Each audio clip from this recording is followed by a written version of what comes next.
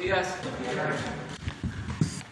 Bueno, hoy miércoles, como está programado, vamos a informar sobre quién es quién en las mentiras de la semana y luego abrimos para preguntas y respuestas, si les parece. Entonces, tiene la palabra Ana Elizabeth García Vilchis. Con su permiso, señor presidente, buenos días a todas y todos. El gobierno que encabeza el presidente de la República, Andrés Manuel López Obrador, garantiza la libertad de expresión y está comprometido con la protección de los periodistas que ven vulnerados sus derechos. Desde este espacio, en el quién es quién, en las mentiras de la semana, nos solidarizamos con los periodistas amenazados por el crimen organizado, con cualquier amenaza o acto de intimidación. El gobierno de México está comprometido con la libertad y el derecho a la información. Ya no hay censura ni compra de conciencias por parte del gobierno y se toman medidas para proteger a los periodistas que se encuentren en situación de riesgo como consecuencia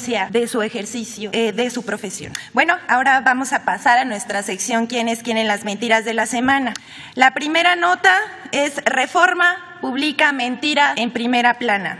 Dejan sin recursos a centros científicos. Este lunes 9 de agosto, el periódico Reforma publicó en su portada la nota Dejan sin recursos a centros científicos. Además del titular amarillista, la nota contiene datos falsos y tergiversaciones que intentan engañar a los lectores. La nota dice que el gobierno no ha cumplido su promesa de respaldar el gasto de los centros de investigación una vez que comenzó la eliminación de sus fideicomisos. Según Reforma, ya sin los fideicomisos que financiaban la actividad de estos centros, los recursos provendrían del presupuesto federal. Pero dice, actualmente la mayoría de los centros de investigación acarrean retrasos presupuestales que ascenderían a 3.909 millones de pesos. Esta información es completamente falsa. El gobierno federal ha cumplido a cabalidad la entrega de recursos a los centros públicos de investigación. No ha habido retraso alguno. Por el contrario,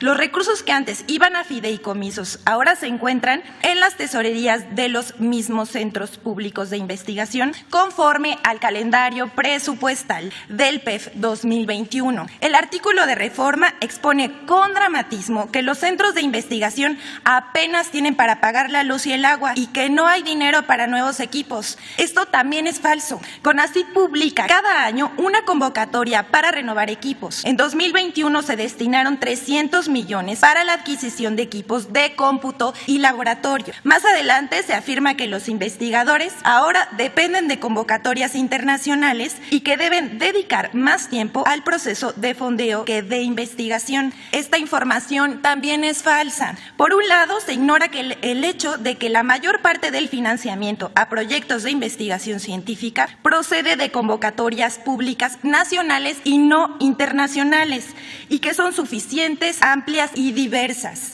No ha habido ningún cambio que haga suponer que hay menos opciones ni factores que obliguen a los investigadores a invertir mayor tiempo que antes en la búsqueda de financiamiento. Como dato adicional, compartimos que el CONACYT ha destinado más de 2.000 millones de pesos para financiar investigación de frontera e infraestructura científica. En cambio, en el sexenio pasado de Enrique Peña Nieto, ese apoyo fue de 0 pesos y no hubo primeras planas de este periódico reclamando la situación. Vamos con la siguiente nota. Falso, que se recortó 75% de los recursos de mantenimiento del Templo Mayor. En la columna publicada por el periódico El Universal, firmada por Héctor de Mauleón el 9 de agosto pasado, afirma que desde 2019 se cancelaron los recursos para el mantenimiento del Templo Mayor y que los monumentos del patrimonio hoy están a merced de los desastres naturales, poniendo como ejemplo el colapso de la techumbre que cubre una parte del Templo Mayor, la Casa de las Águilas, debido a una tormenta de granizo ocurrida el pasado 18 de abril de 2021. Esta información es falsa. El presupuesto de mantenimiento del Templo Mayor no ha disminuido. Los números son muy ilustrativos. En este sentido, basta mirar el presupuesto ejercido por el Museo y la Zona Arqueológica del Templo Mayor, que en números redondos en 2020 fue de 53 millones. Evidentemente, la reducción del 75% no existió. Vamos a la siguiente nota. Esta es una, dice, mentiras de las redes sociales que son usadas en la prensa nacional para desprestigiar. En el periódico El Universal, el señor Mario Maldonado publica una noticia falsa que proviene de las redes sociales y que presenta como una revelación de supuestos empresarios de Houston, Texas, para desprestigiar a la familia del presidente. Mario Maldonado, editorialista de El Universal, publica un texto titulado Los empresarios detrás del gas bienestar del 6 de agosto de 2021, en la que pretende vincular a la empresa estatal Gas Bienestar Pemex, que el gobierno echará a andar para suministrar gas a la población a precios justos, con la empresa Cava Energy, en la que supuestamente participa Carolina Adams, esposa de José Ramón López Beltrán, hijo del presidente López Obrador. Esa empresa presuntamente firmaría contratos con Pemex para suministrar el gas LP que requiere Gas Bienestar. Falso. Gas Bienestar es una filial de Pemex y distribuirá gas LP que produce la paraestatal, además de combustible importado directamente por las filiales de Pemex sin intermediarios. Se trata de un rumor y una noticia falsa que circuló en las redes sociales y que Maldonado le dio forma de noticia trascendido en su columna de El Universal. La información fue difundida hace aproximadamente 2 semanas a través de mensajería instantánea por WhatsApp, por una cuenta de Facebook y posteriormente por Twitter, donde se aseguraba que la información privilegiada provenía de fuentes cercanas al vocero de la presidencia. Todo ello es más falso que un billete de 2,000 pesos. Para quienes no están viendo y nos están viendo y nos están escuchando, queremos compartirles la información que sobre esta nota falsa envía Pemex. Pemex y su filial MGS niegan rotundamente la relación con la empresa Cava Energy, misma que no figura en su padrón de proveedores y tampoco se ha dado acercamiento alguno con fines comerciales. Bueno, hasta aquí nuestra aclaración y nuestra sección. Muchas gracias. Gracias, señor presidente. No hay lista ahora. Muy buenos días, presidente y funcionaria que le acompaña. Buenos días, Ramón Flores, corresponsal del Centinela Informa and the Humanoid de Inglaterra. Presidente, en su reciente visita a Jalisco, no le dieron a conocer cifras exactas por parte del gobernador Enrique Alfaro, que prefiere pasársela regañando a los periodistas que lo cuestionan por su excesivo gasto en publicidad y no en seguridad. Presidente, déjeme darle a conocer unas cifras. En Tlajumulco de Zúñiga, El Salto, Zapopan y Tlaquepaque figuran entre los 10 municipios del país donde se han encontrado el mayor número de cuerpos recuperados de fosas clandestinas entre el 1 de junio del 2018 al 30 de junio del 2021. En el reporte federal semestral Búsqueda e Identificación de Personas Desaparecidas emitido en julio del 2021 por la Secretaría de Gobernación, detalla que en el primer lugar nacional se encuentra Tlajumulco de Zúñiga con 277 cuerpos que representa el 9.16% respecto a lo nacional. Le siguen El Salto en segundo lugar nacional, Zapopan en el cuarto lugar y Tlaquepaque en séptimo lugar. Presidente, con estas cifras de fosas que se han estado encontrando nuevamente en Jalisco, mi pregunta es, ¿qué más se puede hacer para darle seguridad al pueblo de Jalisco?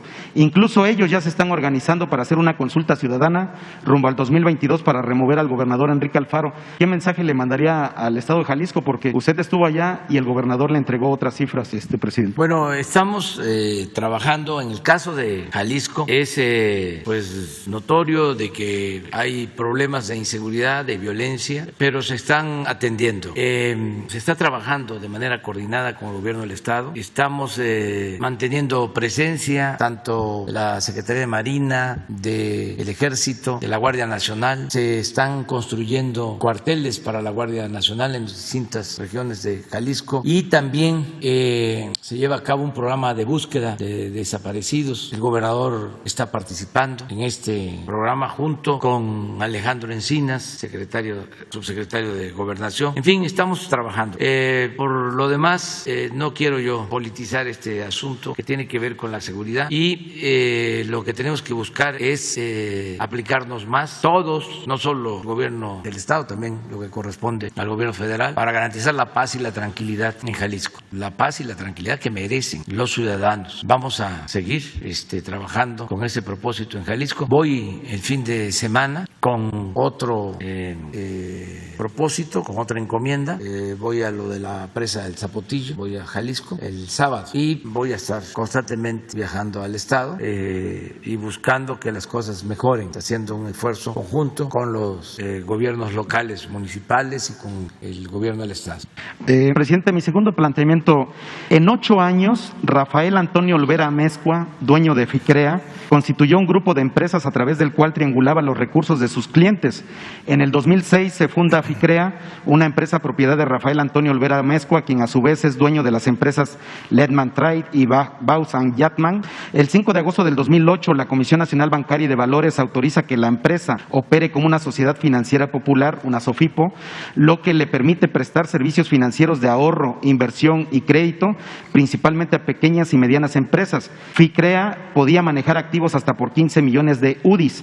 El 13 de abril del 2012, la calificadora HR Ratings, en un informe sobre la empresa Lehman Trade, mostró la relación de esta con FICREA y Baus & Yatman, una empresa dedicada al arrendamiento automotriz y servicios administrativos, los cuales forman parte del grupo Trade.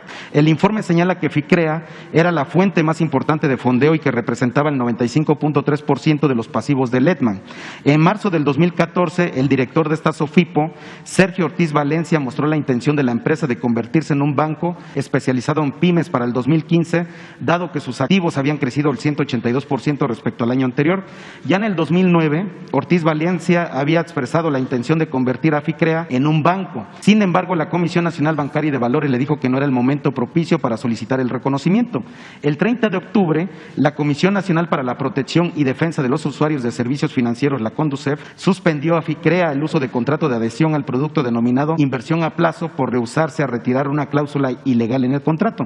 Presidente, en este caso, ¿se le puede apoyar a los ahorradores defraudados a recuperar su dinero? Ellos no piden que el gobierno les pague, sino que apoye el gobierno subastando los bienes que quedaron decomisados de FICREA. Presidente, ¿qué mensaje le manda a los ahorradores defraudados? Y si también le podemos entregar todas las pruebas que tenemos al doctor Santiago Nieto para que apoyen a estos ahorradores. Sí, que apoyamos, que nos den toda la información y que Santiago Nieto los reciba. Estos fraudes se llevaban a cabo porque la Comisión Nacional Bancaria y de Valores y la Secretaría de Hacienda protegían a todos estos grupos financieros. Esa es la verdad. Entonces, estamos limpiando de corrupción y también pidiéndole a la gente que actúe con precaución, que no se deje engañar si ofrecen intereses altos para guardar el dinero, para ahorrar.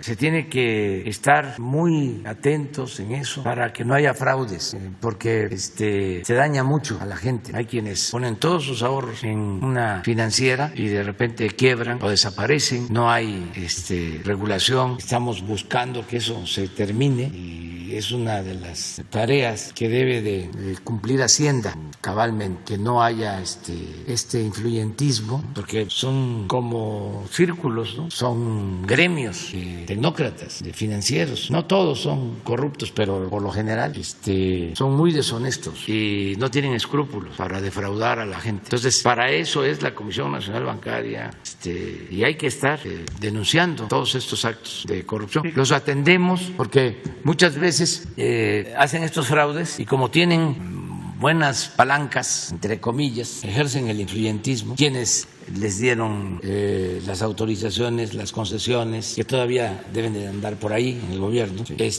no se actúa o el Poder Judicial tarda mucho en resolver. Entonces, sí podemos ayudar para que no haya impunidad y se actúe pronto. Nosotros tenemos que avanzar, seguir empujando el elefante. Aquí lo que sucedía era que el gobierno pues no estaba hecho para servir al pueblo, estaba hecho para facilitar el saqueo. Entonces nos ha costado trabajo echar a andar al gobierno. Cuando dije de que era un elefante echado, reumático, mañoso, que eso fue lo que nos dejaron, pues no me equivoqué. El otro día fuimos a ver la construcción de un puente en el río Santiago, allá en Ruiz, Nayarit, y fue el secretario de Comunicaciones y el subsecretario Jorge Núñez, que antes estaba en Hacienda, era director de inversiones, donde piden todos los requisitos, ¿no?, para poder autorizar buscar el que se haga una obra. Ese era su trabajo antes y lo hacía muy bien. Y tan lo hacía bien que cuando sale el ingeniero Cedri pasa a él a ser el subsecretario de Comunicaciones. Pero ya la ejecución, una cosa es el que autoriza y otra cosa es el que ejecuta. Entonces se quejaba amargamente porque el trámite para hacer el puente llevó 2 años, 4 meses, empujando 2 años, 4 meses. Y la construcción ya casi se termina, 8 meses. 8 meses de construcción, pero 2 años, 4 meses, todo el trámite burocrático. Entonces, imagínense un asunto legal de estas características, sin que nadie empuje, pues ahí duerme el sueño de los injustos. Le dejo las pruebas con Jesús. Sí. Muchas gracias, presidente.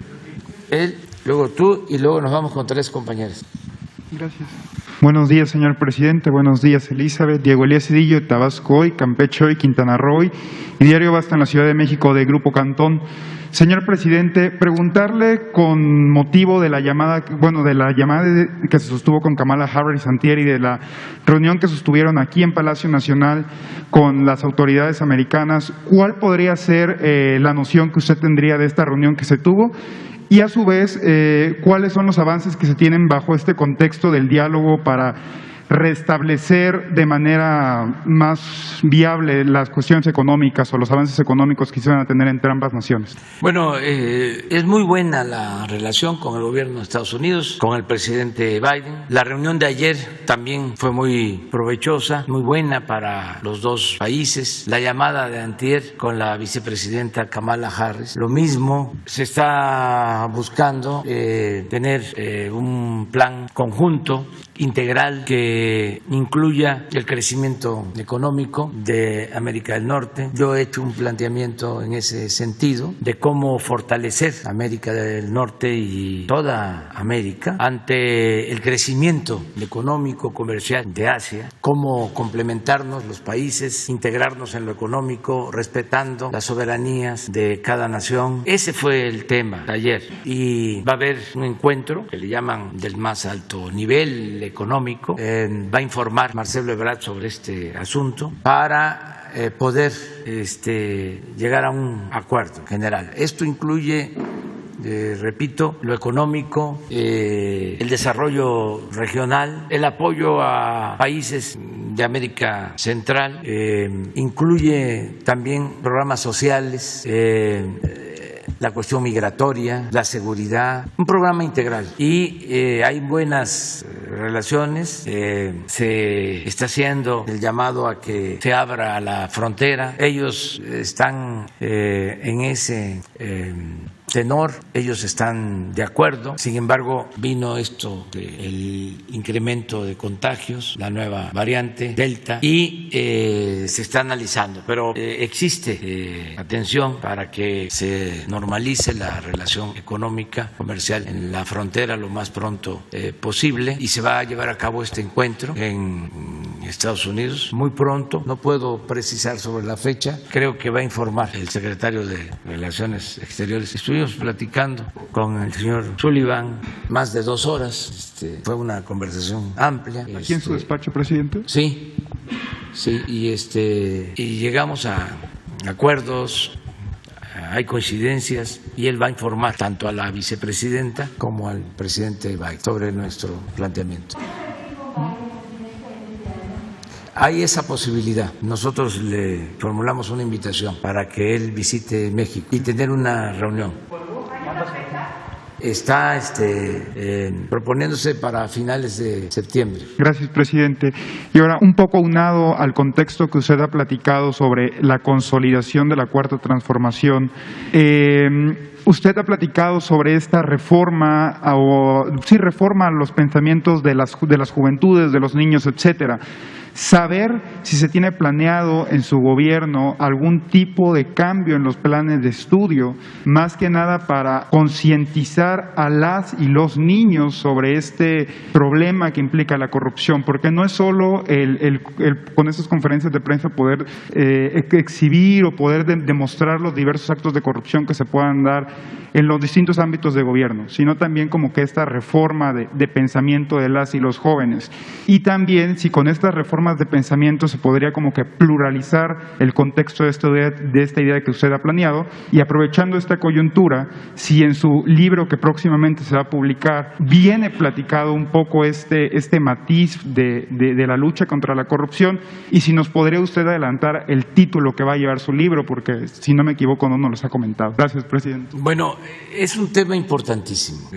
Tenemos que revisar los contenidos de los libros, porque los actuales contenidos tienen que ver con una concepción que predominó durante mucho tiempo. Se inscriben esos contenidos en lo que fue la llamada política económica neoliberal o neoporfirista, y esa política tiene como eje, como esencia, el individualismo, el salir adelante sin escrúpulos morales de ninguna índole, el poner por encima de todo lo material. Tan es así que por esa política económica suprimieron en las escuelas la impartición de civismo, de ética, hablaban del fin de la historia. Todo eso se impulsó de manera deliberada. Entonces hay que cambiar eso. No les va a gustar a los conservadores, pero se tiene que formar a partir del humanismo, con valores como la honestidad, la fraternidad, la igualdad, el hacer a un lado el clasismo, el racismo, la discriminación. Entonces sí, se está haciendo esa propuesta. Ahora se alcanzaron a elaborar 2 nuevos libros, ya con un enfoque distinto, pero para el próximo ciclo escolar, terminando que va a comenzar a finales de mes, ya vamos a tener nuevos contenidos educativos, porque tienes toda la razón. Es necesario, es importante el educar, el formar de otra forma, de otra manera, con un tronco común, humanista, y luego mucha calidad en la enseñanza, en las matemáticas, en la biología, en la física, pero, repito, que el humanismo sea la base, el tronco. Ese debe ser el propósito, no seguir fomentando el individualismo, el aspiracionismo, el triunfar a toda costa, sin escrúpulos morales, el ver como audacia a quienes se enriquecen de la noche a la mañana con violaciones a la ley o defraudando, cometiendo ilícitos. Tenemos que apoyarnos en esos contenidos, tenemos que seguir moralizando la vida pública del país. Por eso se va a seguir reeditando la guía ética para la transformación, que es una constitución moral. Vamos a seguir hablando de estos temas. Ojalá y en los medios de información se fortalecieran valores culturales, morales, espirituales, que se estigmatizara a los corruptos, que no se les solapara, que no se siguiera apoyando el régimen de corrupción, de injusticias, de privilegios, que todos ayudáramos para tener una sociedad mejor. Y ya tengo el libro terminado, ya está ¿listo para venderse? La editorial, no, lo van a empezar a editar. Va a estar para fines del mes. Yo creo que en 15 días ya está en librerías. 20 días va a estar ya en circulación. ¿Nos podría compartir cómo se va a llamar? Se va a llamar A la mitad del camino y tiene 4 capítulos. El primero es el presente, lo que estamos ahora viviendo. El segundo es la política exterior, el respeto al derecho ajeno, es la paz. El tercero está dedicado a los opositores. No se van a aburrir, ¿eh? Y el cuarto es el porvenir. Ese es el... Gracias, presidente. Buenos días, señor presidente. Muchas gracias. Julio Omar Gómez, de Medios Digitales del Pacífico. Presidente, me pidieron de favor que le hiciera llegar lo que a continuación le voy a leer. Me lo pide la población de Puebla, algún sector que se vio defraudado, ¿no? Y que dice lo siguiente: presidente, de todos los mexicanos, la familia Jenkins defraudó a la fundación, o Jenkins, la fundación que creó su abuelo y la sociedad poblana, que era la principal beneficiaria de esta, con más de $700 millones, 14,000 millones de pesos. Es un robo mayor a la estafa maestra y hoy tiene órdenes de aprehensión por lavado de dinero.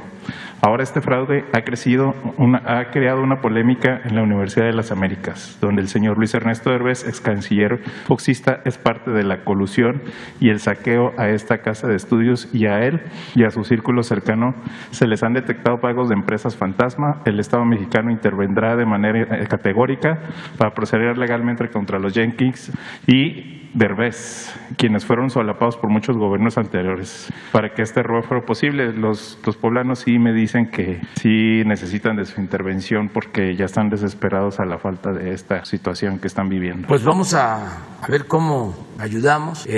Corresponde a la Fiscalía y entiendo que este asunto lo están tratando en la Fiscalía de Puebla y creo que también en la Fiscalía General de la República. Pero vamos a pedirle a Santiago Nieto que nos ayude haciendo un trabajo de investigación y nos presente una recomendación. Muchas gracias. Y a partir de eso actuamos. No somos autoridad competente, pero sí podemos hacer una recomendación. Sí, lo sé, es lo que los poblanos nos decían. Sin embargo, sí necesitaban de su intervención porque ven que esto no avanza, como lo había comentado con el compañero anteriormente. Bueno, por otra parte, señor presidente, quiero comentarle, usted ha dicho que nadie está por encima de la ley y pongo en contexto que en Coacalco y en el Estado de México, en la selección municipal, participó David Sánchez Isidoro como candidato va por el Estado de México, y que en estos días fue sentenciado por desacato a una sentencia de la Suprema Corte de Justicia de la Nación con una pena de 3 años y 4 meses que fueron conmutables para ir a firmar durante este tiempo que se le dictaminó la suspensión de los derechos políticos electorales. Pero por alguna argucia jurídica por parte de este personaje ya fue votado cuando tenía esta restricción. Quedó en claro que David Sánchez violentó la ley y participó en la elección del 6 de junio como candidato de dicho municipio.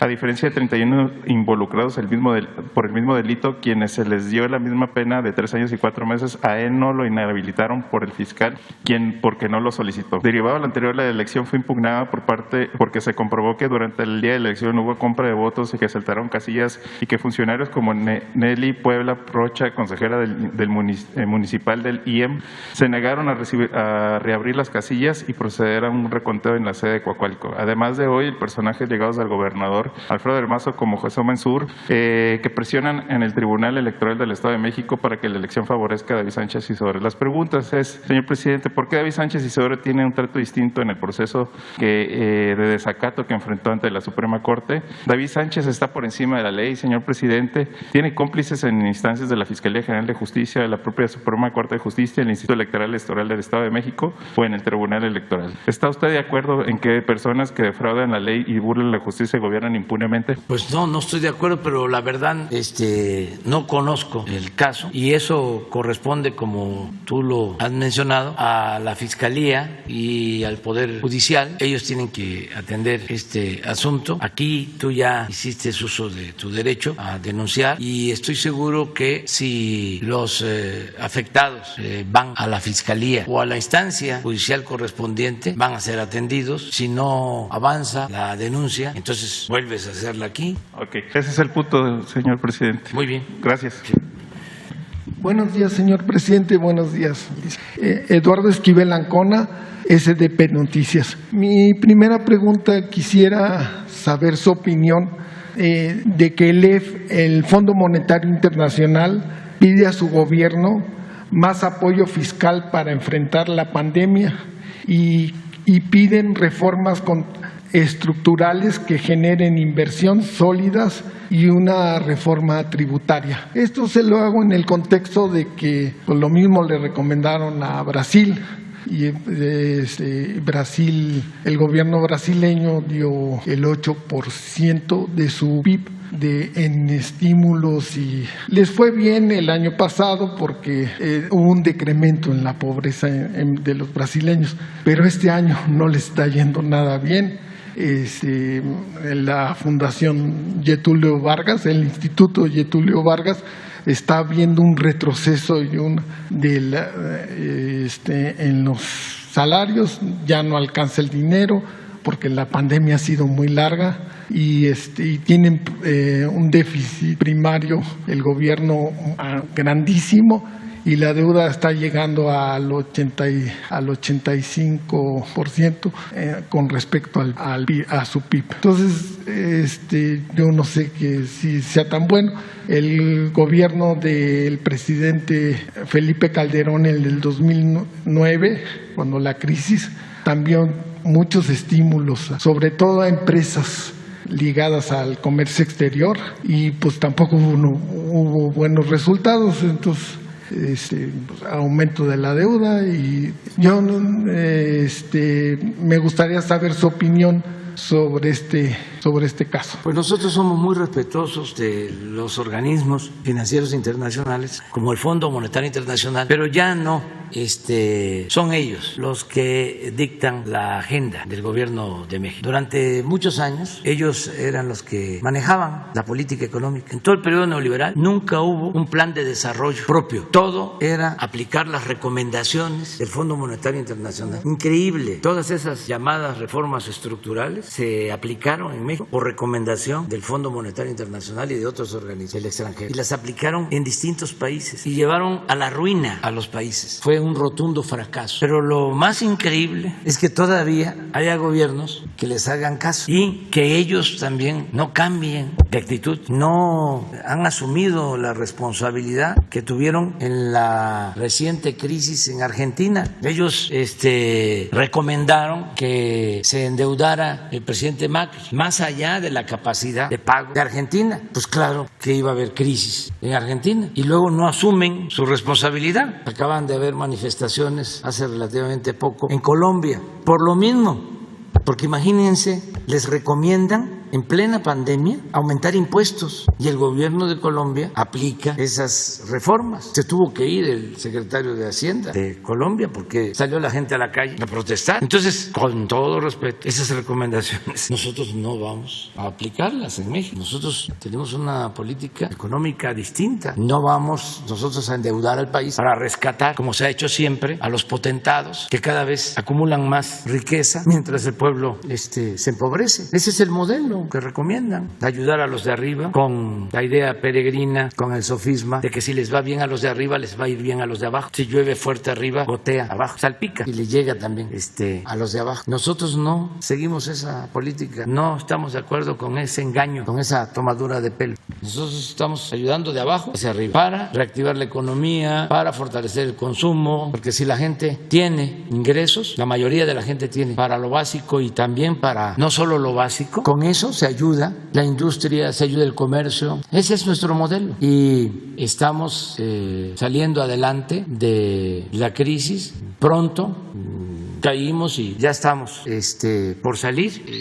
Hemos avanzado mucho, está creciendo la economía, se están recuperando empleos, tenemos estabilidad en nuestra moneda, el peso no se ha devaluado, no nos hemos endeudado más allá de lo que nos autoriza el Congreso, es decir, no se han solicitado créditos adicionales. Tú hablas de que el Brasil tiene una deuda, su porcentaje es de más de 80% con relación al PIB. Nosotros, el primer año, incluso bajamos el porcentaje a 44% del PIB.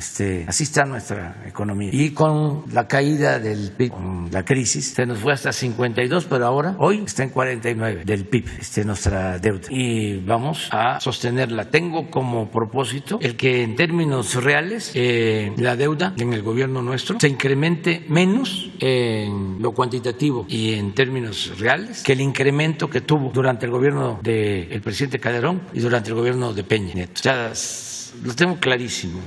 El presidente Peña, en términos cuantitativos, entró al gobierno y la deuda era de 1.700.000 millones y la dejó en 5.200.000. La incrementó 200% en términos cuantitativos. Y el presidente Peña la tomó en 5.200.000 y la subió a 10.500.000. Entonces, yo no quiero eso, no quiero el doble. No, estamos buscando que en términos de PIB, ellos aumentaron la deuda en su sexenio 8 puntos, nosotros vamos a tener un incremento menor que ese es el planteamiento, menos del 8% del PIB, menos de lo que ellos endeudaron al país, a pesar de la pandemia. Entonces, vamos bien y vamos a continuar con este plan. El fondo va a entregar unos recursos a todos los países miembros, van a otorgar créditos a tasas bajas por 650,000 millones de dólares. En el caso de México le corresponden alrededor de 12,000 millones de dólares. Este es un recurso que va al Banco de México para las reservas. Nosotros podríamos utilizar ese recurso para que no esté solo en reservas, porque han crecido mucho ya las reservas. Además, les pagan muy poco de rendimiento, entonces tienen mucho dinero y reciben muy poco de rendimiento. Entonces nosotros podríamos utilizar esos recursos para pagar deuda por anticipado, no para pagar deuda. Eso también lo aclaro, porque nos importa que no nos aumente la deuda, porque aumentar la deuda es aumentar el servicio de la deuda y además es hipotecar el futuro de las nuevas generaciones. Siempre he dicho que las deudas personales se terminan, desaparecen cuando uno se muere. Las deudas de nosotros, pocas o muchas, se terminan cuando ya uno se muere. No se le heredan a los hijos, pero la deuda pública sí, esa sí se hereda de generación en generación. Entonces es muy delicado el asunto. No puede uno endeudar a las futuras generaciones. No puede uno quedarse con la herencia que corresponde a los que vienen después de nosotros. O sea, derrochar, por ejemplo, el petróleo, todas las reservas. A ver, vamos a sacar todo el petróleo. ¿Y qué les dejamos a las nuevas generaciones? Además de el efecto invernadero, de la contaminación, del cambio climático, de recursos, ¿cómo vamos a disponer nosotros de lo que es de todos y de los que vienen detrás de nosotros? En Noruega tienen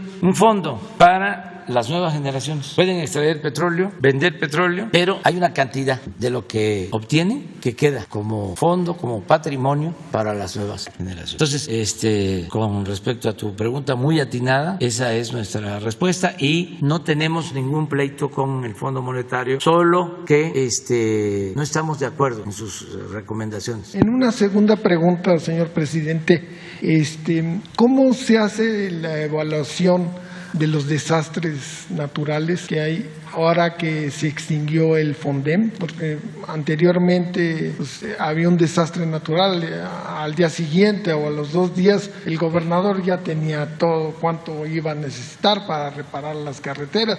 Yo no sé cómo lo hacían tan rápido, porque pero ¿de dónde van a salir estos fondos para la reparación de infraestructura? ¿De qué partida presupuestal del presupuesto de egresos va a salir estos recursos para los desastres naturales, para la reparación de carreteras, de escuelas, de todo lo que pasa en unos desastres naturales? Bueno, no existe el FONDEM porque era un instrumento plagado de corrupción.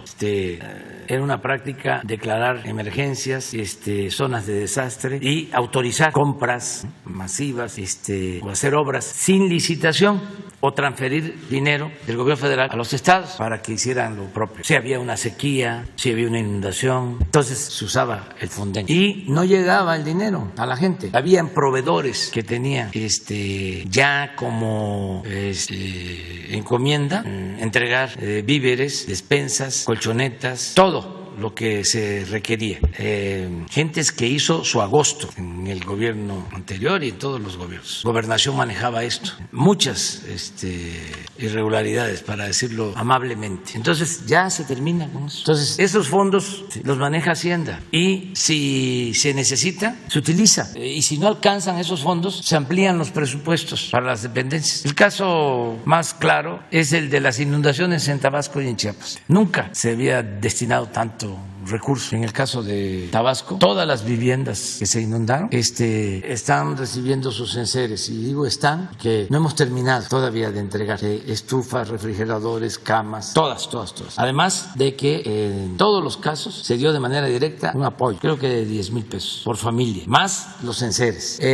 Se están dragando los ríos para desasolvarlos, para que no vuelva a repetirse. Se estableció un mecanismo de control de las presas. Se están haciendo bordos, se están reparando los caminos que se afectaron. Estamos hablando de una inversión de alrededor de 6,000 millones de pesos. Otro ejemplo, lo del Huila, que apenas estábamos llegando. En Nayarit, lo mismo, nos metimos a trabajar de manera integral. Entonces, estos instrumentos, ya no existen, porque no queremos que exista la corrupción, pero sí se atiende a la gente que lo necesita. Cuando hay un fenómeno natural que les afecta, una inundación, un temblor, temblor, incendios, sequías. Estamos ayudando en todos los casos y es la Secretaría de Hacienda la que decide, pero ya no es fácilmente declarar emergencia. Un día vamos a ver aquí cómo se declaraban emergencias y cómo se gastaba y no le llegaba dinero a la gente, porque esos cáteres, esas despensas las cobraban a 3, 4, 5, 10 veces más de su valor real. Había muchísima corrupción. Entonces ahora es distinto. A veces llegaba yo a estados porque se quedó esa práctica, ¿no?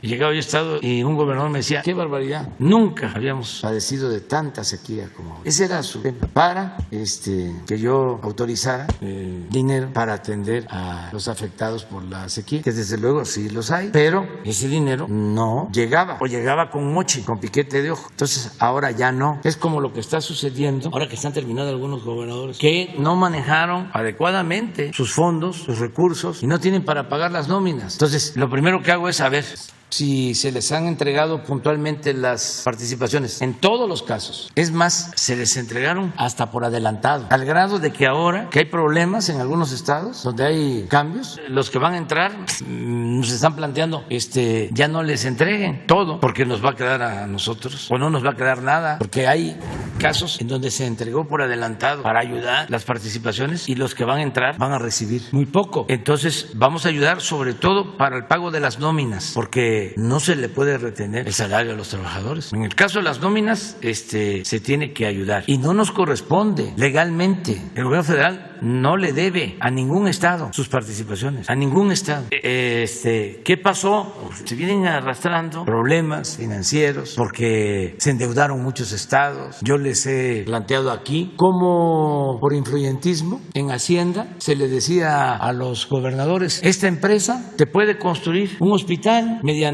un convenio, las llamadas APPs, y vas a ir pagando año con año. Y aceptaban, porque se los pedían de Hacienda. Los de Hacienda hacían gestiones a favor de las empresas. Entonces, los gobiernos estatales aceptaban las condiciones de construir los hospitales de puro machuchón, de empresarios, de esos muy influyentes que había. Se construía el hospital, lo cobraban 2, 3 veces más caro que su costo. Pero no era solo eso, sino que el interés por el financiamiento era de lo más oneroso, era usurero. Entonces, un hospital que costaba 500 millones, terminaban pagándolo en 5,000 millones. Entonces, ¿qué era la mecánica? Que Hacienda le descontaba de las participaciones a ese estado lo que tenía que pagarle a la empresa. Entonces, la empresa recibía puntualmente, pero las participaciones de los estados cada vez se hacían menos. Las empresas también tenían créditos de la banca. Ah, claro, sí. De la banca de desarrollo. Sí. Ellos usaban su influyentismo, ya sea porque eran dueños de medios de información o ya sea porque eran familiares de políticos. Conozco el caso de un cuñado de Salinas de Gortari que así obtuvo varios contratos en gobiernos estatales con el apoyo de otro familiar que estaba en Hacienda, que llegó a ser hasta secretario de Hacienda. O sea, entonces, ¿por qué eso no lo denunciaron?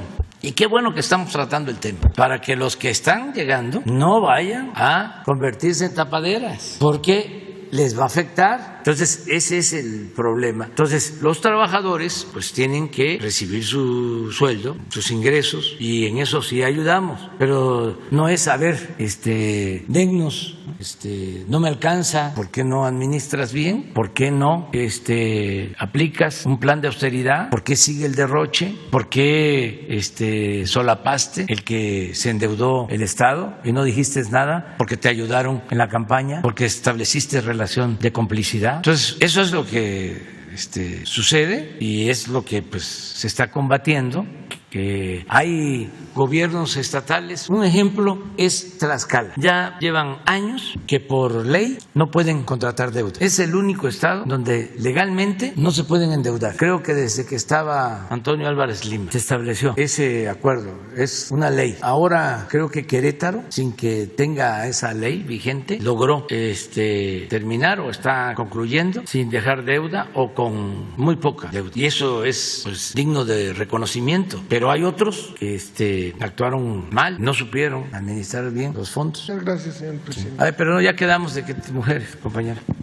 Gracias, presidente. Reinaide Ramírez, reportera independiente y para la Alianza de Medios. Presidente, en el tema de la impunidad, hoy la página Chiapas Paralelo reporta ¿Cómo? Chiapas Paralelo, un medio de Chiapas independiente, reporta el asesinato de un fiscal indígena, Gregorio Pérez Gómez. ¿Qué reporte le dieron a usted esta mañana y en este caso, cómo se va a avanzar en este caso? Era el que estaba llevando el caso de Panteló. Parece que ya se complicó, presidente. Sí, ¿cómo ha avanzado la solución a este conflicto? Sí, está lamentablemente este hecho. Asesinaron a un procurador defensor de los derechos indígenas en San Cristóbal y ya se iniciaron las investigaciones y parece que sí está vinculado con lo de Panteló, pero no podemos decir más. Ya se está haciendo la investigación y vamos a seguir actuando. ¿Se ha complicado mucho este caso, presidente? ¿Ahí advierte una pronta solución? Sí. Pues estamos trabajando todos los días buscando que se resuelva, que no haya impunidad, no se proteja a nadie y por eso se puede hacer justicia. Presidente, en este mismo de la impunidad que ha ofrecido usted a lo largo de 3 años, la semana pasada hablaba de que lo que pasó con el magistrado Saldívar, que no va a ampliar su mandato, usted pues se advirtió un poco como desencanto, o ya son 3 años, o sea, esto frena un poco advierte usted que frena el trabajo o lo poco que se haya o lo mucho que se haya hecho contra la impunidad en el caso de los jueces y los magistrados y en el caso del Ejecutivo, ¿qué se está haciendo justo para que no contribuir si bien usted habla de que hay magistrados del antiguo régimen que están frenando el avance de la lucha contra la impunidad en el caso del Poder Judicial, en el caso del Ejecutivo, ¿qué se está haciendo en este punto? Porque también los jueces y los magistrados que llegan a un caso de impunidad, pues se basan muchas veces en pruebas que salen de las dependencias federales, por ejemplo, el Semarnat o en los casos agrarios, que muchas salen de ahí de Sedatu y todo eso. Entonces, ¿qué se está haciendo? ¿De qué manera usted, si no se puede combatir la impunidad desde el Poder Judicial, en lo que le resta a usted de sexenio, que si ha encontrado alguna forma de que se pueda avanzar en este tema sin que se pueda avanzar en el Poder Judicial? Nosotros estamos limpiando al Ejecutivo de corrupción, sin lugar a dudas. Tú hablas, por ejemplo, de la Secretaría de Medio Ambiente. María Luisa Albores es una mujer honesta. No tengo que preocuparme por sus resoluciones. Sí, pero la gente que está abajo.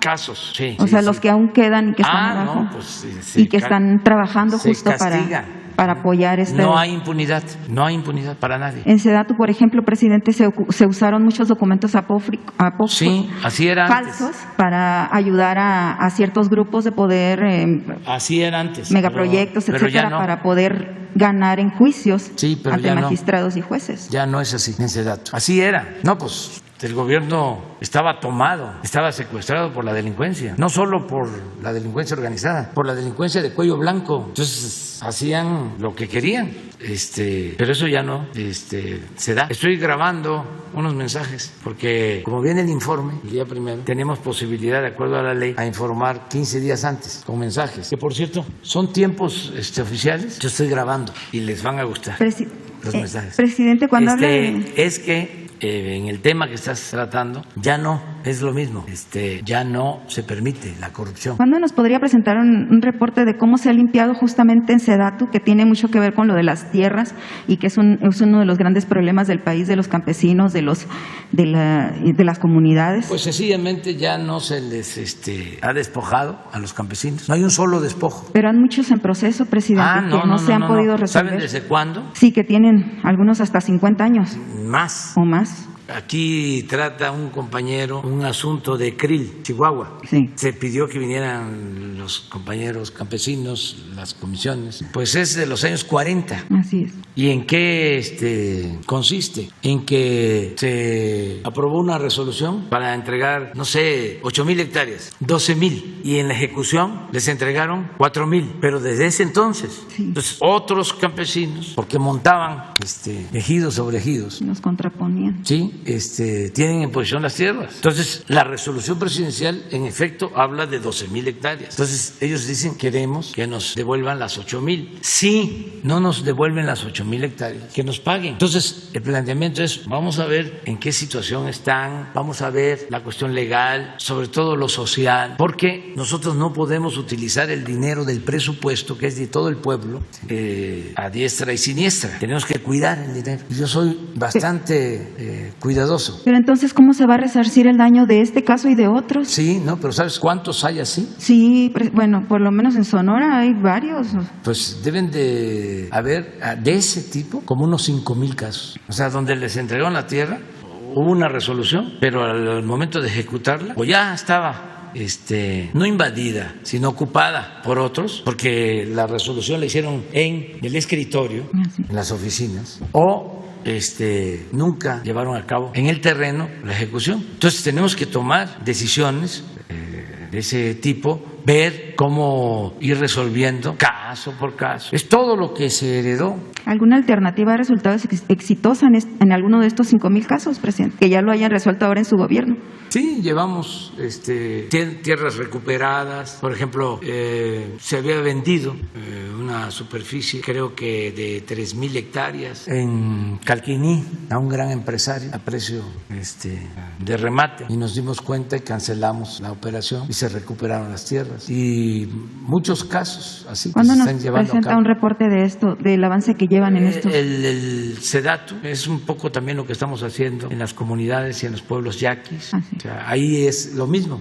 El general Cárdenas autorizó una superficie para los pueblos yaquis. Hubo una resolución, pero la posición que tienen los pueblos yaquis no es esa. Les faltan como 20,000 hectáreas. Eso, si se toma en cuenta la resolución del general Cárdenas, porque también ellos plantean que es más. Pero esas 20,000 hectáreas que les faltan a los yaquis ya son ejidos. Posteriormente entregaron ejidos o urbanos, son zonas urbanas, propiedades o zonas urbanas, exactamente. Entonces queremos hacer justicia al pueblo yaqui, a los pueblos yaquis, que son los más afectados por la represión en la historia de México, considero. Después de los mexicas, después de la tremenda violencia que significó la conquista, el exterminio que significó la conquista, sobre todo a la cultura mexica, en la toma de Tenochtitlán, que vamos a recordar con dolor, con pesar, el viernes, que se cumplen 500 años. Después de ellos, los yaquis. Y en tercer lugar, los mayas, en exterminio, de miles. Solo la toma de Tenochtitlán, de acuerdo al parte de Cortés, enviado al rey, un día antes, el 12 de agosto de 1521, le dice Cortés al rey que se habían asesinado o aprehendido a 40,000 indígenas mexicas. El reporte de Cortés. Los yaquis en la guerra que les declaró Porfirio Díaz para quitarle las tierras y el agua, murieron solo en la guerra, de acuerdo a informes de un gobernador de Sonora de ese entonces, 15,000, más los que fueron desterrados para trabajar como esclavos, que murieron también muchos en Yucatán, todos los deportados. Y los mayas igual, en la guerra de castas y en el porfiriato. Era acabarlos. Entonces, estamos haciendo justicia. Y sí vamos a pedirle a la Procuraduría Agraria y a los de SEDATU que informen. Pero ya no es lo mismo, Y ahorita que menciona a los yaquis, en esto de la impunidad, que todo tiene que ver con la impunidad, presidente, todos los caminos llevan ahí al menos, hay preocupación en la etnia porque hay al menos 7 yaquis desaparecidos.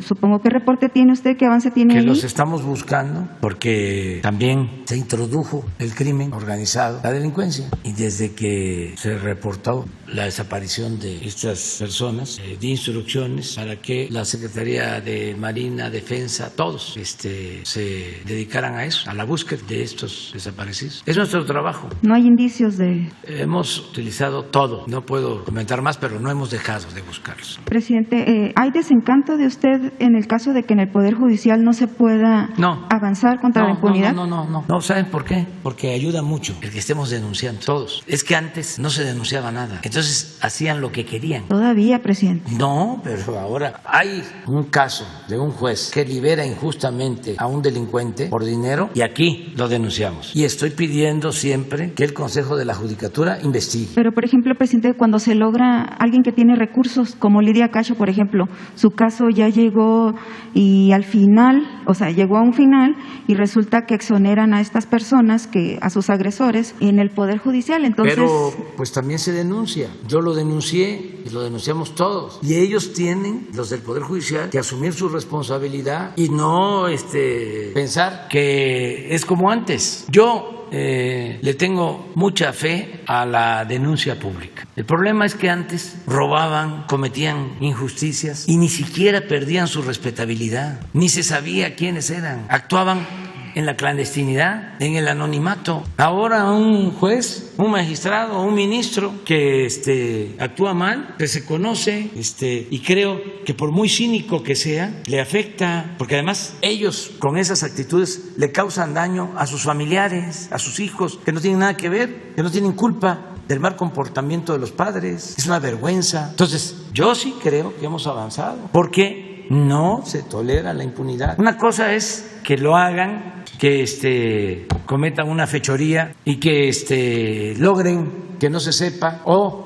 que no sean castigados, pero otra es que si la autoridad lo sabe, que se quede callada, que no diga nada, que no denuncie. Nosotros no toleramos ni la corrupción ni la impunidad. Ese es el coraje que tienen nuestros adversarios, los conservadores, porque antes habían estos enjuagues, componendas, una relación de complicidad entre la cúpula arriba, se protegían unos a otros y la gente no se enteraba de lo que sucedía, percibía, porque el pueblo tiene un instinto certero, pero no a detalle, no como ahora. A ver, ¿cuánto se le daba de dinero al Universal? ¿Se sabía? No. ¿Cuánto gastaba el gobierno en publicidad para que hablaran bien del gobierno? Pues nada más en el sexenio pasado, a razón de 10,000 millones por año. ¿Qué municipio de México, se los dejo de tarea, tiene 10,000 millones de pesos de presupuesto al año? De los 2,500 municipios. Santa Cruz, ¿no? Sonora. Tú dices, pues los más pequeñitos. ¿Dónde? Había dicho Santa Cruz de Sonora, pero pues por ahí andan también entre los... Pero no tanto. No. ¿10,000 millones? No tiene... No, ni uno, es cierto, perdón, ni, creí 10 millones. Sí. Ni ninguno. Cajeme, ni Guaymas, ni Nogales, ni San Luis Río Colorado, mucho menos Bacanora. Bacanora debe de tener como 10 millones. 10 millones, sí, eso. Sí, aquí estamos hablando de 10,000 millones. Oh, sí, entendía, 10 millones. Bueno. No, pues nada que ver. Presidente, una segunda pregunta y que también tendría que ver con impunidad y inseguridad. Es como lo que ha pasado recién, como ya vimos que ha escalado las amenazas contra medios y periodistas. ¿Usted encuentra alguna relación entre estos hechos que no solo ya los vimos a una escala de verdad preocupante, pero se dan en todos los estados, en todos los municipios, por gobernantes y por otro tipo de funcionarios menores?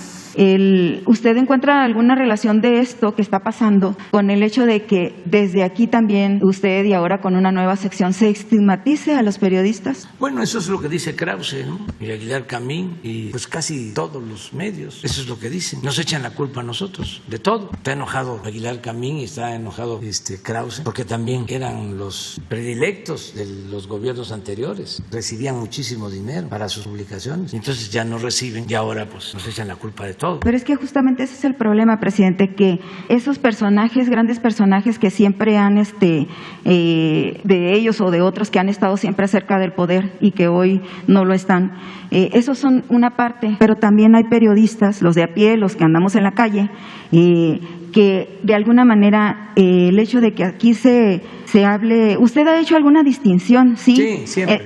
En algún momento, pero no es parejo, presidente, porque si usted estigmatiza, usted es el presidente, si usted estigmatiza a unos con razón o sin razón, esto permea hasta abajo. Con razón, y con razón, sí.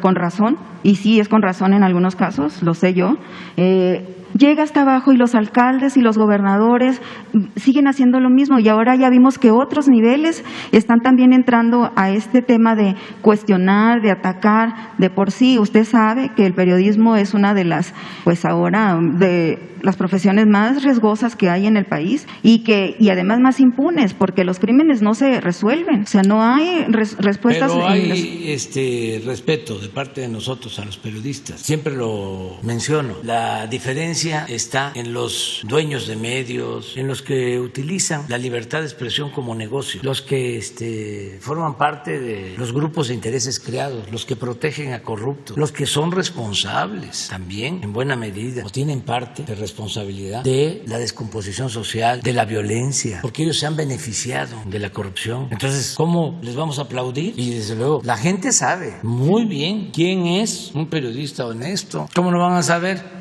¿Dónde vives tú? Sonora. Por eso, y tu casa, y no quiero aquí decir, pero ¿dónde viven los machuchones del periodismo? Es que el problema que se van parejos, presidente. Se van parejos. No. ¿Tú crees que la gente no sabe? Bueno, en Sonora creo que sí. Vean dónde viven los políticos, dónde viven los periodistas más influyentes. No viven en casas como viven ustedes, viven en mansiones y tienen hasta departamentos en el extranjero, en Miami. Pero ¿por qué no se actúa penalmente ahí, presidente, si advierten indicios de corrupción? ¿Por qué no se actúa? No, porque nosotros en vez de sencillamente no hay corrupción, porque no les damos dinero. Pero también hay periodismo bueno, presidente. Si usted pone aquí una... Ustedes son buenos y hay muchísima gente buena en el periodismo. No generalizo. Y ustedes también, pues, no se sientan, aludidos. ¿Qué tienes tú que ver? Es que el problema no es el dueño del Universal. Pero uno puede no sentirse... ¿Qué tienes tú que ver con el dueño del Reforma o con el dueño de Televisa? Los reporteros honestos o que tratan de hacer su trabajo con ética, con honestidad, con imparcialidad, es posible que no nos sentimos aludidos en muchos de estos casos, presidente, pero usted es el presidente. Entonces, lo que usted diga es no, y lo estoy diciendo porque era una plaga, causaban mucho daño. Imagínense utilizar los medios de información para hacer negocios y saquear. ¿Cuánto daño a la gente? Esos 10,000 millones, ¿cuántas becas son? Ya les puse el ejemplo, les dejé de tarea que revisaran qué municipio, qué ayuntamiento tiene 10,000 millones de presupuesto. Ni Ecatepec, que es el municipio más poblado de México, debe tener Ecatepec como 2 millones de habitantes. No tiene 10,000 millones. O a lo mejor, pero sería Ecatepec, Nesa. A ver, estaría bueno. No tenemos ahí la forma de saber cuánto es el presupuesto de Ecatepec, que es el municipio más poblado de México y muy pobre, con muchas necesidades. O sea, todo esto es importante para dimensionar, porque se ha llegado a niveles de enajenación en donde se piensa que solo son los grupos los únicos que tienen derecho o ciertos sectores y no se piensa en los demás. Por eso son buenos estos ejemplos. Ayudan a entender el presupuesto de Ecatepec. ¿Cuánto? 5,000 millones para 2 millones de habitantes. La mayoría de la gente con carencias por falta de servicios. Entonces, no, se acabó. Ya puse la canción de Juan Gabriel. Presidente, ¿cómo es que se llama? Déjame vivir. Presidente, ¿y se ha pensado, por ejemplo, en esta sección, no solo de cuando desmiente una noticia que ya vimos que ha tenido varios hierros esta sección, que algunas no han sido noticias falsas, algunos son artículos de opinión, presidente, y dicen que son artículos de opinión? ¿Se ha pensado, en este caso, rebatir estas noticias falsas con evidencia, no solo con el dicho? Porque lo que escuchamos ahorita es que dicen, esta noticia es falsa. Bueno, presentaron una noticia. Ya se dio la información de que por qué es falso. Pero evidencia, tenemos estos datos que dicen que esto no es. No, tenemos todos los datos. Pero se ha pensado en mostrarlo aquí, presidente, porque hasta ahorita solo se ha dicho es falso y es falso. Y es la palabra de uno contra otro. No, se tienen informes de Pemex y todo. Y puede haber réplica o contrarréplica, puede haber. Por ejemplo, en el gas la de Reforma, que fue la única nota que presentaron, ¿verdad? No de los otros fueron artículos. Eso es otra cosa, pero en el caso del trabajo del reportero, me refiero yo, que este es un caso y que ha habido otros casos de reporteros. O sea, los reporteros, yo ya en alguna ocasión había comentado, presidente, que hay muchos reporteros que hacen su trabajo, aunque estén en medios de este tipo, hacen su trabajo de manera honesta, ética. Sí, nada más. O sea, no me refiero en particular a esa nota, me refiero en los que se han presentado. No, sí, pero no hay ningún problema. ¿qué preocuparnos? El que nada debe, nada teme. O sea, si estamos bien con nuestra conciencia, ¿qué nos vamos a preocupar? Imagínense cuántas calumnias, insultos recibo. Así es. Tengo mi conciencia tranquila, pues duermo tranquilo, duermo bien, pero tiene no me una sección. amargo. O sea, no pierdo el sentido del humor, porque pues yo tampoco tengo mi conciencia tranquila. O sea, si estamos metidos, estamos acostumbrados a un sistema de corrupción y de repente ya no podemos seguir medrando, pues entonces nos llenamos de coraje y hasta de odio. Miren los insultos que recibo. Al otro día que íbamos a mostrar el mensaje del presidente del Tribunal Electoral. No lo vaya a poner otra vez, ya lo vimos. No, ponlo no, otra vez. Sí, ya porque no, claro, que hay que ponerlo. O sea, para que me dice Jesús, pero completo, pues claro, completo. ¿Cuál problema hay? O sea, que soy, ya déjalo así, ya no lo pongas, pero que estoy chocho, pues ya lo he dicho, soy el presidente en la historia de México de más edad. Es cierto que no era falso, presidente. ¿Ya lo investigaron? ¿Era falso o no era falso? Eso no me corresponde a mí. Yo lo que sí creo es que los conservadores son muy hipócritas. La doctrina del conservador es la hipocresía. Eso una vez me lo comentó Carlos Monsiváis, el finado Carlos Monsiváis. Dice, la verdadera doctrina del conservadurismo es la hipocresía. Entonces tiran la piedra y esconden la mano. O sea, yo no fui. O sea, los distingue la hipocresía. Pueden ir a misa todos los domingos y darse golpes de pechos y confesar, comulgar, y salen a mentir y a robar, y vuelven el domingo a confesar y a comulgar para dejar el marcador otra vez en cero y volver. Pero sí debería decir si es falso o no, imagínese. Claro que es falso. O sea, el mensaje que de Twitter. No. Son capaces de eso y de demás. El pensamiento conservador es muy autoritario y muy hipócrita. Y son, que quede claro, clasistas, son racistas, discriminan y muy corruptos. Su Dios verdadero es el dinero. Así como estás tratando tú ahora el asunto de los medios, que estás hablando por los auténticos periodistas. Que hay muchos, presidente, en todo el país. Que hay muchísimos, pero que también y no los vemos aquí no dejas tampoco. de defender a los potentados. No, yo no defiendo a los. Claro que sí. Yo no defiendo a los. Al contrario. Claro que sí, porque yo no cuestiono a los periodistas de a pie. No, los respeto mucho. Además, lo sabes tú y lo saben todos, que hablo siempre de los machuchones. Eso sí, sí lo sé.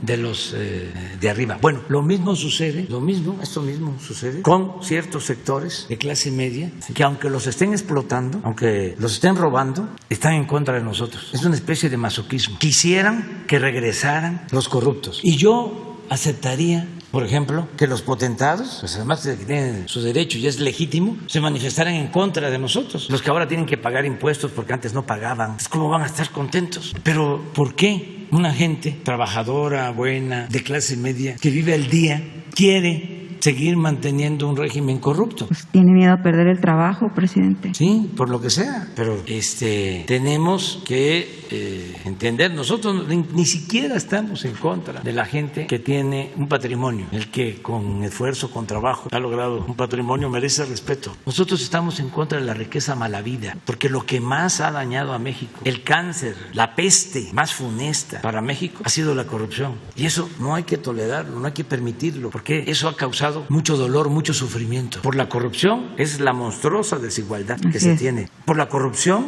es la violencia. Entonces, ¿cómo vamos a tolerar la corrupción? ¿Cómo vamos a hacerles aplaudir?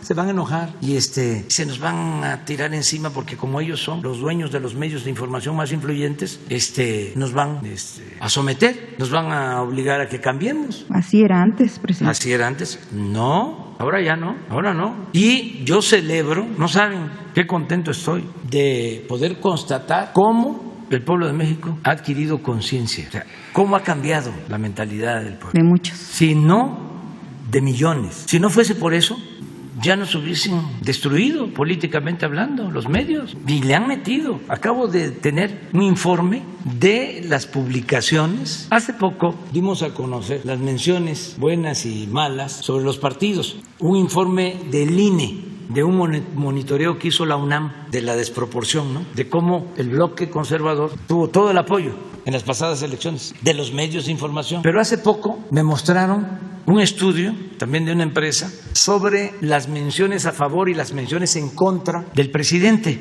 del mes de julio de los medios. ¿No lo tendrás? Miren esto, a ver si sucedía antes, en el sexenio pasado, o en el de Calderón, o el de Fox, o en ¿cuál sexenio? Ninguno. En julio, o sea que es reciente. No sé si esta empresa ¿cómo se llama? Intellit, que hacen seguimiento. Esto es medios impresos con más menciones al presidente, negativas y positivas. Esto es mes de julio, ¿no? Reforma. Me da hasta gusto, la verdad, porque si fuese al revés, estaría yo preocupado. 99 en contra, 4 a favor. El Universal, casi igual. 101 menciones en contra, 5 a favor. Yo creo que esta fue una caricatura de Helio Flores. Excelsior, 45, 9. El periódico que está más vinculado a nosotros. De todas maneras, 18 en contra, 29 a favor. Ovaciones, 41 en contra, 21 a favor. El Financiero, Manuel, que es Arroyo, buena persona, pero es empresario. Le dieron un crédito a Nacional Financiera de $100 millones. Tiene también un reclusorio de estos en donde tenemos que pagar por cada compañero detenido hasta 5,000 pesos diarios, sin incluir vigilancia. 61.5. El Economista, lo mismo, 51.7. El Heraldo de México, 43.12. La Razón, pues está más equilibrada La Razón, 16.9. Milenio Diario, mi amigo Francisco González, 25.6, 24 horas. 33.4. El Sol de México, 35.7. La Crónica, 53.5. Basta, mis paisanos. ¿Y eso por qué? Ni modo que no ayuden a la causa. 3 en contra, 15 a favor. ¿Y esa no sería la misma situación que los primeros, presidente? ¿Son los dos extremos? No, pero aquí estamos hablando de 18, aquí estamos hablando de 100. Me refiero acá más en contra, menos a favor. Sí, pero pues acá más a favor, menos en contra. Sí, nada más que estos son machuchones. No. Es un periódico que se lee mucho, en donde fíjate que nos importa que se informe a la gente. Este periódico se lee en las tiendas, en las peluquerías. Yo iba a rasurarme en una peluquería tradicional, la Boston, o sea, allá en Tlalpan, y ahí leía yo el paso. Pero no tenemos de radio. Es interesante, ¿eh? O sea, esto pasaba antes en honor a la verdad. ¿Así era? En el sexenio de Enrique Peña Nieto, perdón por la interrupción, es un testimonio que va justo a eso. En Aguascalientes, en una de las visitas que hizo el entonces presidente Enrique Peña Nieto, se hablaba que podría visitar el grupo de radio donde trabajábamos, y nos hicieron firmar una carta de confidencialidad con las preguntas específicas, y no nos podíamos salir de ese guión. Sí. Sí, y a mí me pasó, como era yo cuando era opositor, el que me entrevistaba le quitaban el trabajo, lo corrían. ¿Qué le pasó aquí cuando lo estaban entrevistando? Me pasó aquí con una radio de El Sol de México, Federico Lamón, que me dio mucha pena por él, porque él me invita entusiasmado, queriendo hacer periodismo, y de repente iniciamos, me empieza a preguntar, y de repente entra la llamada y dice, bueno, vamos a comerciales, ya vamos a regresar. Entonces lo amenazaron y ahí se acabó la entrevista. Le dije, no te preocupes, tú no tienes la culpa. Ya les he platicado de no nos daban entrevistas, ni los más afamados, estos que tienen prácticas más plurales, no, una cuota de una vez cada 6 meses. Yo recuerdo que el que más nos daba espacio, ya se los platiqué un día, era Sabludowski, su programa de radio, el finado Sabludowski, y no me preguntaba nada, no era entrevista, nada más decía, ¿no? Porque se tenía que cubrir con el dueño de la radio. Licenciado, usted pidió esta comunicación, ¿en qué podemos servirle? Pues mire, licenciado, es que vamos a tener una movilización al Zócalo el domingo próximo, y estoy invitando a la gente porque quieren entregar el petróleo a particulares, a extranjeros, y no paraba yo. Ahí sí hablaba yo rapidito, no me interrumpía. Y licenciado, ¿es todo? Sí, licenciado, muchas gracias, muchas gracias. De los pocos, una vez en Guanajuato me entrevistó un conductor de un programa de radio y muy defensor, ¿no? También del régimen y con un poco de agresividad, sus preguntas y todo. Pero nosotros buscábamos aprovechar todos los medios, todos los espacios para hablar con la gente, para comunicarnos con la gente, porque era un cerco completo, que no se escuchara nuestra voz. Por eso tuvimos que ir pueblo por pueblo, como predicadores, a las plazas. Bueno, termina la entrevista y aún, no siendo una entrevista a modo, sino cuestionadora, lo corren. Como a los 3, 4 días pide hablar por teléfono y me dice, nada más le hablo para decirle que tiene razón. Me corrieron. Pues eso era lo que sucedía. Por eso lo que dices de Michoacán, claro, digo, de Aguascalientes, desde luego. Nada más terminó Peña Nieto y tenía rentada una concesión de radio y la soltó. Sí, bueno, ya. Pero bueno, ¿esto es qué es? Este es radio, noticias, MBS, primera emisión. 29 en contra, una mención a favor. Los tiempos de la radio, ¿de quién es? Mario Beteta. Pues está mejor. 39, pero este es de ASIR, no, de Radio Fórmula. Imagen informativa, este está muy bien. 11-9, ¿quién es? Grupo Imagen. Sergio y Lupita, El Heraldo Radio. 18 en contra, 5 a favor. Ciro Gómez, Ley. 17-3. No presentamos pruebas, pues aquí están las pruebas. Mesa para Todos, 7-1. Me refiero de las notas específicas. Ah, bueno. Imer, Noticias, 6-1. Detrás de la noticia, esta es Fórmula, ¿no? Radio Fórmula. 18-7, nuestro amigo Ricardo Rocha. Radio Pública Imer. Sí, Pública. ¿Qué bien habla de la radio de Imer? Sí, fíjense los represores que somos, el control de los medios que tenemos. Así las cosas. ¿Este quién es? PM. W Radio. No, pues sí. Este es el grupo español Prisa, que también publica en El País. Eran los defensores de las empresas españolas que se dedicaban a saquear a México. Nos vieron como tierra de conquista, de nueva cuenta. Y ahora están muy molestos. Luego, Enfoque Noticias, 13-1. Así las cosas, 4-1. López Dóriga, ¡ay, Joaquín! Te pasaste. 5 y ninguna buena. A la 1. Y la televisión, ya que estamos en estos, para no cargársela toda. Milenio, 2-1. ¿Esto qué cosa es? Esta es la nuestra, ¿no? Pues sí. Ni modo que también nosotros hablemos mal, habiendo tantos ya. Noticias de la mañana. ¿Quién es? Con Ortega a las 10, 28-2. ¿Este qué canal? Bloomberg, República MX. Aquí estamos bien. Al sonar la campana. No, pues aquí sí. Paliza. Nos cepillaron aquí. ¿Quién? Financiero. No, pues sí. Manuel y Bloomberg. Telediario. Con Ana Laura también. De 1 a 3 también. Milenio Noticia, mañana tercera. Qué bueno que no, ni para bien ni para mal. Milenio Noticias, mañana 3-2. Azucena, 3-0. Así amanece, 2-1. Milenio Noticias de la noche, primera, 3-1. 11 Noticias de la tarde, 2. Bravo. ¿Esa lectura es esos datos son de hoy, de ayer? ¿O de... Es todo el mes de julio. Todo julio. Sí. Los 3 casos. Los 3 casos. Se va a poner que lo subas. Yo creo que ya debe estar. Presidente, ya nomás para terminar, eso de que dice de que yo los defiendo, presidente, bueno, son 30 años que yo tengo en esto, efectivamente desde 2006, yo vi cómo le coartaban su libertad de expresión como candidato o su propaganda política, pero de eso a defenderlos, yo defiendo a los reporteros de a pie, presidente, que también los hay en estos medios, también los hay. Sí, los medios, los dueños es otra cosa. Pero eso no hay problema porque yo siempre distingo. Bueno, porque usted acaba de decir que yo los defiendo y eso, nada más alejado de la realidad que eso.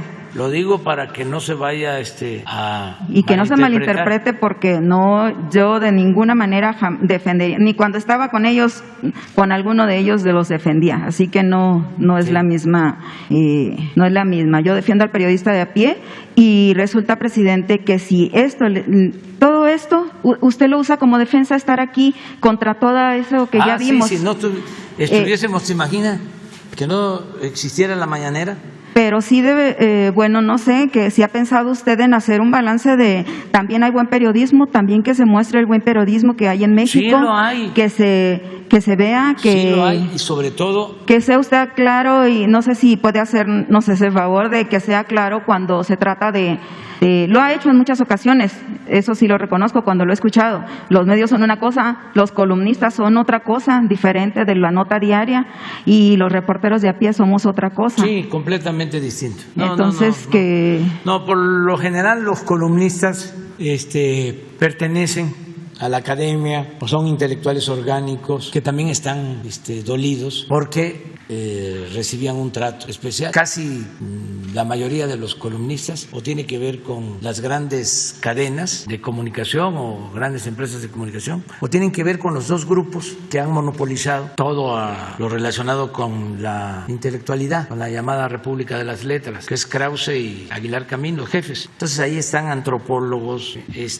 ahí están cineastas, pintores, científicos, de todo, porque durante años, décadas, estos dos grupos eran los que controlaban pues todo lo relacionado con la cultura, con la creatividad, con la ciencia. Entonces, para poder publicar, para exponer, para tener premios, pues se necesitaba sumarse, adherirse a estos grupos. Entonces, muchos columnistas son de esas características, pero es distinto el reportero. Y hay algo que es muy importante, muy importante. Hay millones de comunicadores en las redes sociales. Si no fuese por eso, y por la mañanera, y por la inteligencia innata de nuestro pueblo, ya nos hubiesen destruido, no hubiésemos resistido, porque es esto, es día y noche en contra, como nunca.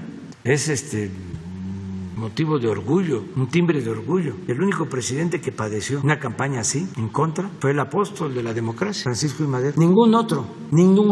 Siempre los medios alineados, completamente subordinados, como vasallos. La consigna era obedecer y callar, con honrosas excepciones, pero excepciones, la mayoría de los medios subordinados. Cuarto poder, en algunos casos tenían más poder que el legislativo y más poder que el judicial. Y aquello de que había un medio que decían era soldado del presidente, pues llegó a revertirse por completo y el presidente se convirtió en soldado de ese medio.